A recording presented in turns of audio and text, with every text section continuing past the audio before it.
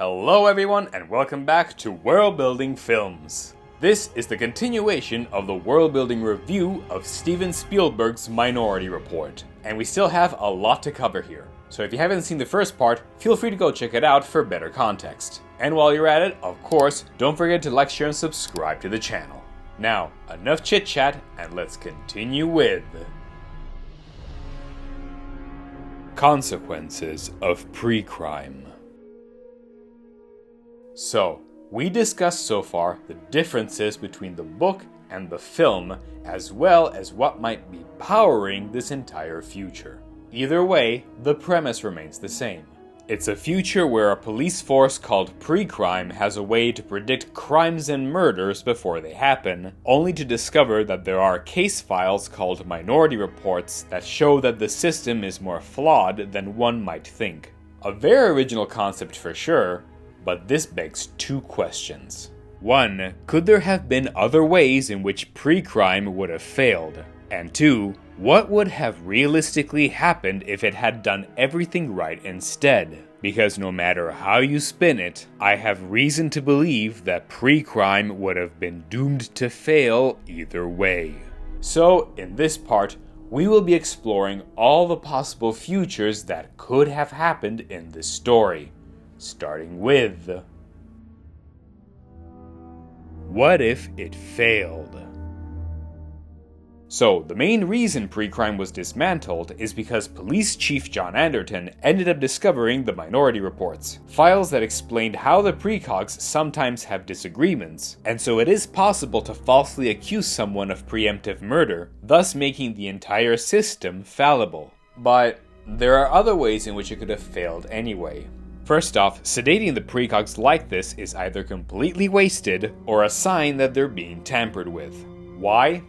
Because the precogs should be able to tell way more than just murders.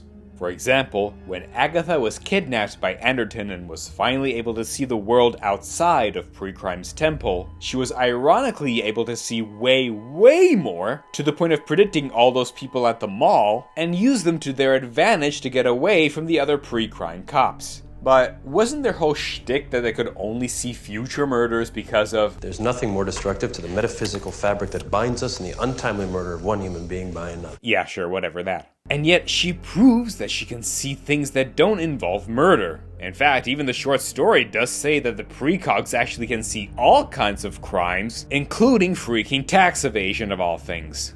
Oh boy.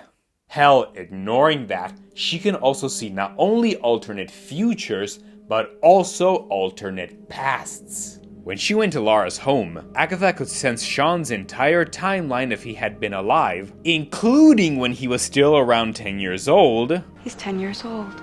Meaning she could see a few years behind. And considering Sean was 6 when he was kidnapped, and Precrime has existed for 6 years since then yes, technically she's seeing what Sean would have been doing like a couple of years prior to this moment. Am I being anal about this? Yes. But this does prove that she can see through all of time if given enough concentration. She was drugged into mentally living in the future all the time, and only in specific horrifying scenarios, to the point that she was shocked to be living in the now when Anderton first got her out of Precrime. Is it now? Yes, it is all happening right now. I'm tired of the future. The precogs should have been able to tell way more if Precrime had only cut them some slack.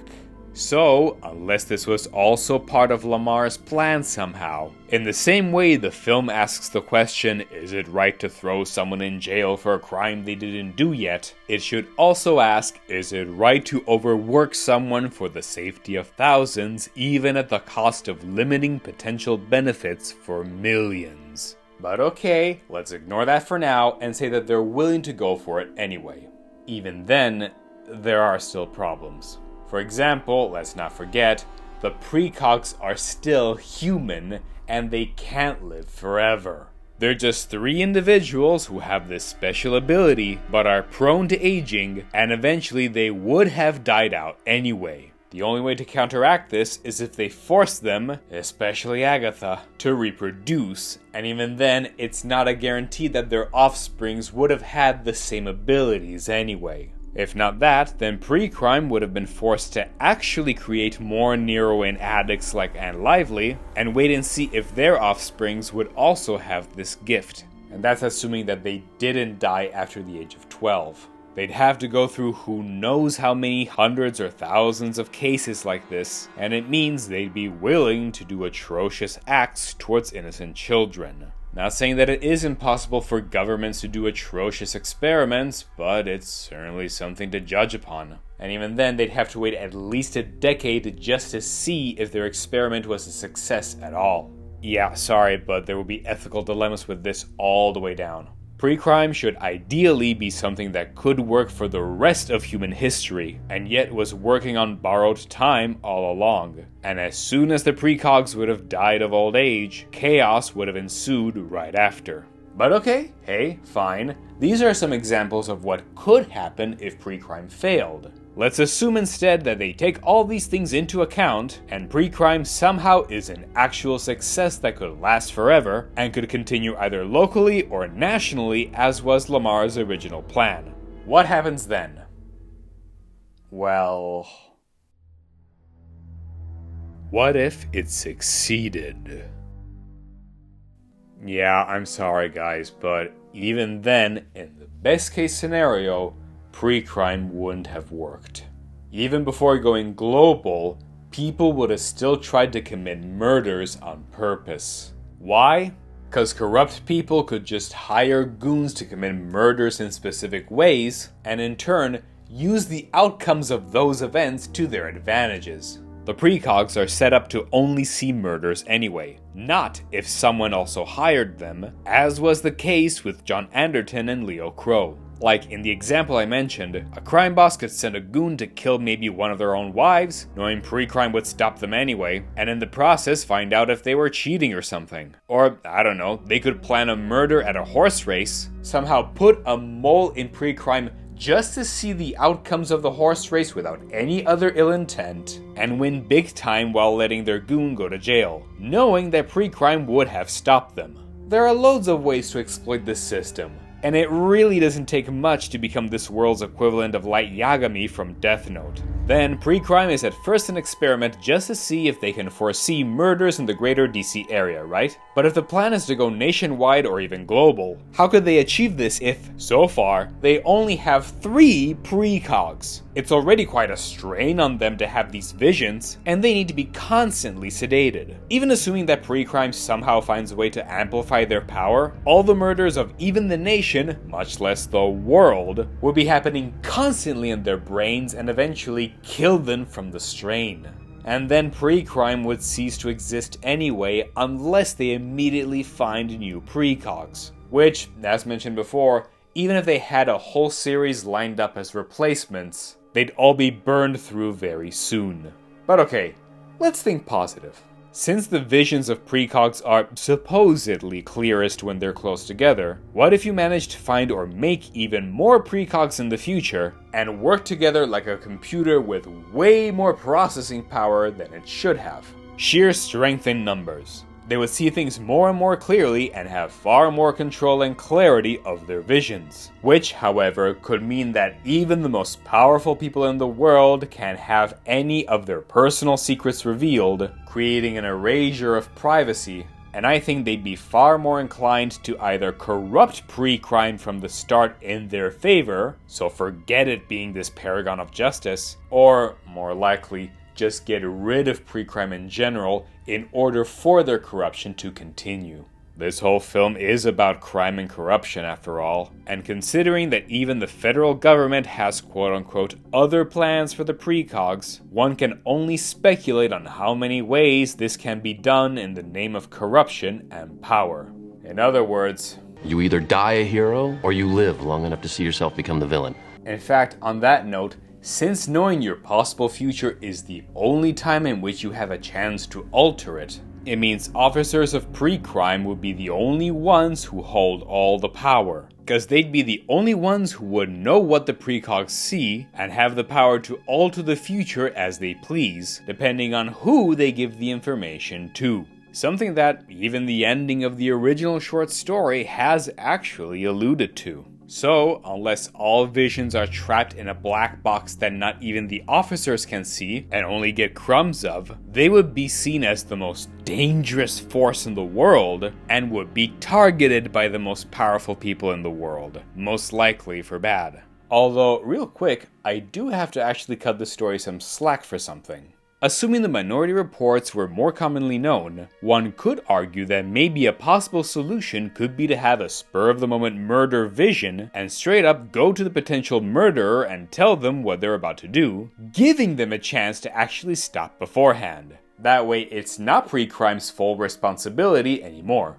Well, that wouldn't work either.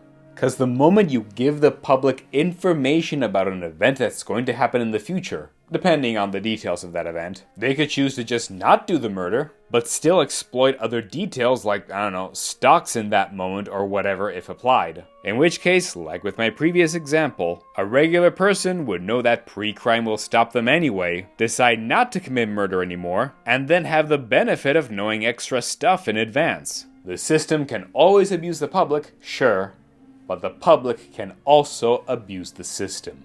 So, if I was Precrime, I admit I'd also be tempted to absolutely give the public as little information as possible, or maybe not at all. But whatever, fine.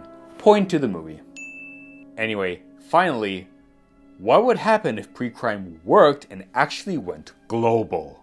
Well, it wouldn't work in that case either. Terrorists and dictatorship countries who want to cause genocides now wouldn't be able to, because they know that the precogs will immediately sense thousands of people dying all at once. Which, by the way, means Precrime should take into account a way bigger VAT for those wooden balls. But then, on the flip side, if they're aware of this, then they do it on purpose anyway, just to overwhelm the precogs to death. Evil men in power could literally just get rid of the competition by fighting fire with gasoline on someone else's territory, and they'd use Precrime's greatest asset against them.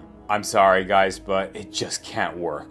No matter how you spin it, realistically speaking, Precrime is destined and doomed to fail, and in this case, they wouldn't be blessed with a choice. So, what does this all mean? Everything was pointless? Is the solution to just let crime go wild like it did before? Because it would only go harder now that criminals would have free reign, and for all its complications and Lamar's lies, at least there was a good base intent with the Precrime program. Nah, come on, it can't just end there. There must be some way to counterbalance this. And not only do I think there is, but it's already been put in action and has been hiding in plain sight all along.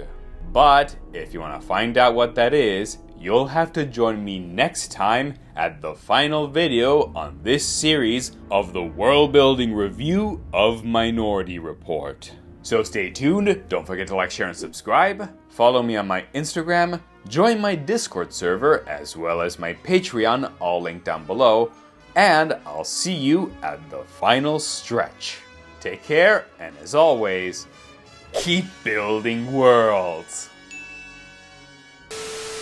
And by the way, real quick, this video is sponsored by me. Cause yes, my book, Grimm, has now been released in 3 languages, English, Italian, and German, and are all available on Amazon right now. It's a dark horror fantasy suspense story about a teenager who has the strange ability to see none other than the Grim Reaper. And one day he has to strike a terrible deal with the Reaper in order to save someone he loves. The reviews so far have been surprisingly good, and I thank each and every one of you who had a chance to read it. If you're also interested in giving it a shot, feel free to click the links down in the description below, or use the QR codes you see right here on the screen for each language. Give it a read, and feel free to leave a review, or let me know your thoughts on this channel's Discord server, also linked below. Thank you for listening, and see you at the next video.